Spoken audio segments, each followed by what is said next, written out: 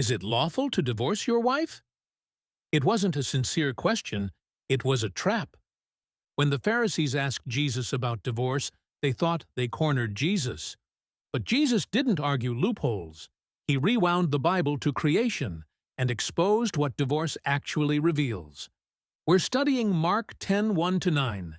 Let's read verse 1 from the ESV.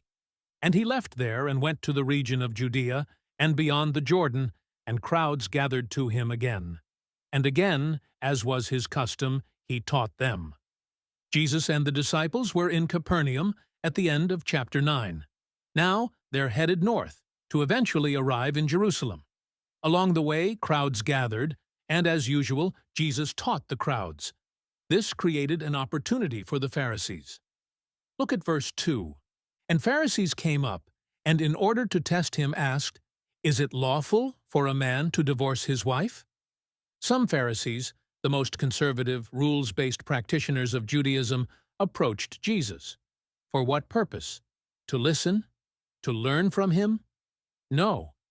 We're told that they asked a question in order to test Jesus, to evaluate his orthodoxy, to see if his answer agreed with their interpretation of proper Jewish practices.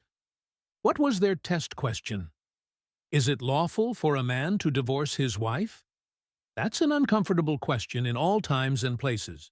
But in the first century, and particularly in Mark's Gospel, this question is a powder keg. Why? Because the issue of the propriety of divorce and remarriage literally cost John the Baptist his head and his life.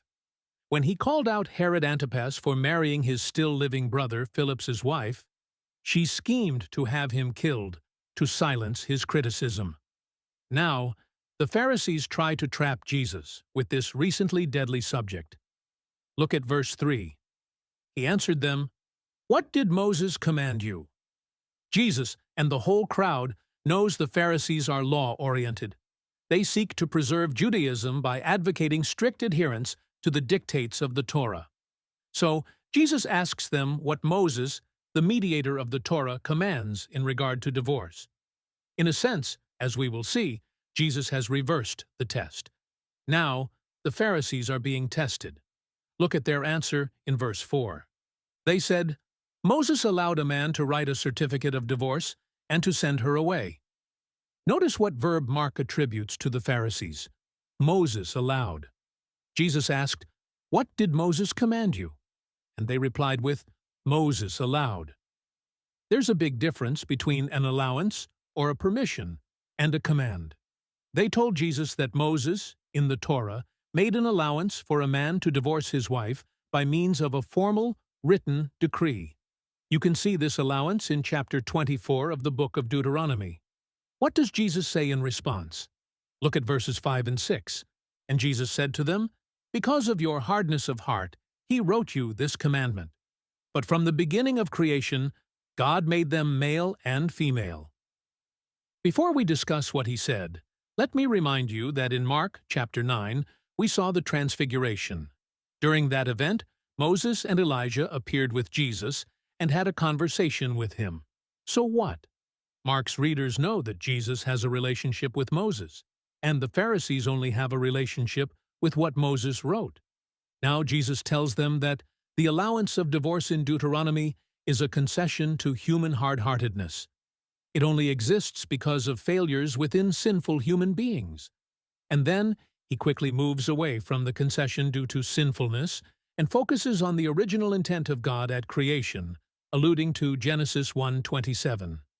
The wholeness of humanity is embodied in the archetypal male and female, referring to Adam and Eve. But he's not done. Look at verses 7 and 8. "Therefore a man shall leave his father and mother, and hold fast to his wife, and the two shall become one flesh. So they are no longer two, but one flesh." Now Jesus refers to Genesis 2:24 and describes God's intention for a man and a woman established from creation, that a man and a woman would leave their families of origin to form a new family. And the union of husband and wife was to be so profound and so complete that they ceased to be two separate people, but essentially formed a complete unity. 1 + 1 would equal 1. The Pharisees are obsessed with the law of Moses and commandments. Jesus has reoriented the conversation. He redirected them from an allowance for divorce as a concession to human hard-heartedness to God's intention for human beings from creation.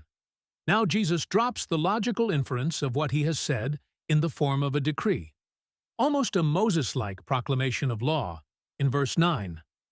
What therefore God has joined together, let not man separate. Marriage isn't just an institution of mankind or a construction within a legal code. It was ordained by God at creation, and therefore man has no business separating what God has joined together. To do so is to override God's intent for men and women. Who came out on top in the test that day, the Pharisees or Jesus? Let me know what you think in the comments. Now, we have to deal with the elephant in the room. Many of us have been through the pain of divorce. This passage may feel condemning of us, or of people we know or love. But failed marriages in every century speak to the truth of Jesus' words.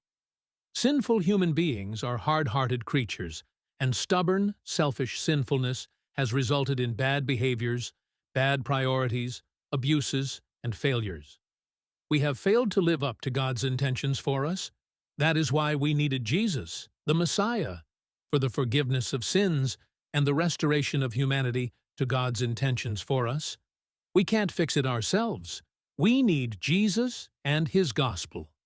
Next time, the disciples ask Jesus for more information on divorce. See you then. Thanks again for studying with me at So What Scripture. Please share my videos on your social media.